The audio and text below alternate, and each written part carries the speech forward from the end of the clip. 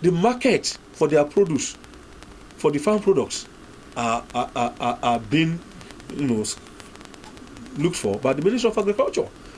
The ministry got a first-class professor of agric, a man who is an expert in agric extension, to come and handle this specifically. And he is doing so in collaboration with the Songhai farm, the original Songhai farm in Porto Novo. They will help us to develop this to its fullest.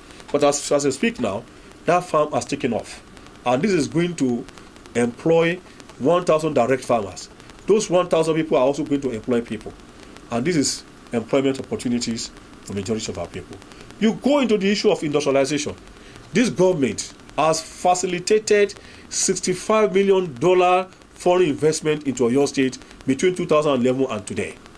Only yesterday, the governor allocated lands to 5 major industries that have come from China to establish here. Not only that, a pharmaceutical company being put up by Indians that were attracted by the governor himself are building their factory in Ibadan along the Lagos Express Road, and they're almost completing their project. All of these activities, including the free trade zone, which the governor has, established, is meant to attract investors, industrialists. When we go into agriculture and we are able to improve on our agriculture, whatever we get there, we hope they will not be exported. They will be bought by the industries that have been established in Oyo State. And that will lead to what we call chain value. That will lead to a number of people being employed. And this is the situation we have in Oyo State now. So you find out that $65 million investment has already entered Oyo State, and they are showing face. It is only also during the regime of Governor Ajimobi that you have the ShopRite and many other big stores in Ibadan here. It is because they didn't come just here, they didn't just decide to come here. The governor went for them. He went for them. He went on several investment promotion missions, and none of these are hidden fruits that we can see. Let me stop here for the Honorable Commissioner. The Honorable Commissioner will take off. We'll get to that. I think before we let me add on health that for the first time in Nigeria, I also wanted to add up everything so that as many as you can. I just wanted to add as many as you can. Two things to health. I will. I think day before yesterday, the first state insurance health scheme was launched in Nigeria, the number one. It was launched there in Oyo State by your state insurance agency, health insurance agency. And what does this translate to? It translates to less than 1,000 naira, monthly, for people to have access to free health. Let me leave it at that. Also, the government has instituted a 50 billion endowment fund, which is going to be launched once the Ramadan is over, to be able to address major issues in the health sector.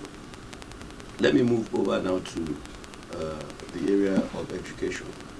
If there is anything that, and I know what happens in the media, if there's anything that Governor Ajimobi has done that has not been attacked, is the introduction or establishment of schools governing board.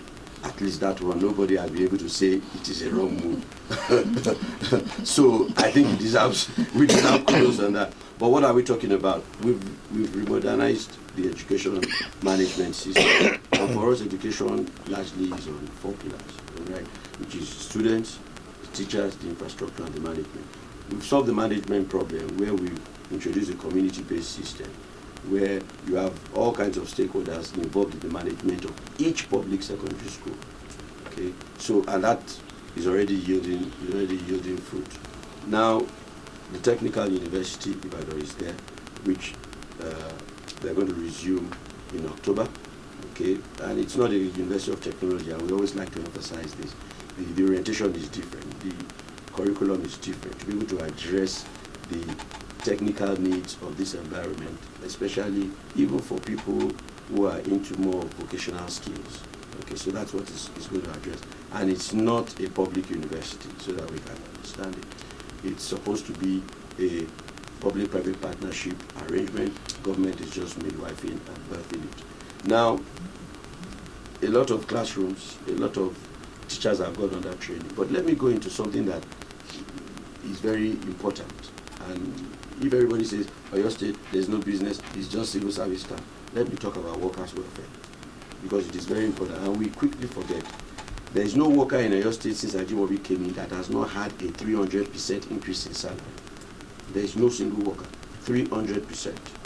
These same workers earned for 3 years consecutively 13-month salary, 100% increase in housing loan, 150% in car loans, okay, 142% increase and arrears of pension pay, worth about 2 billion. Last week we just released another 2 billion for them. Now I'm saying all of these things before we get to what the current situation is, because it's easy to forget where we're coming from. Because when the money was available, the workers were getting paid on the 25th of the month, and they had a 300% increase in their wages. Ajimobi is the first governor that created millionaire pensioners. We have it in writing. Now things have gone a bit sour because the economy is not good, but it does not remove the fact that it was done.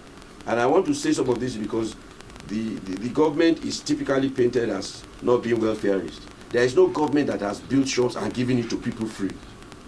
There is no government that has given 50,000 naira interest-free grants to traders in Oyo State.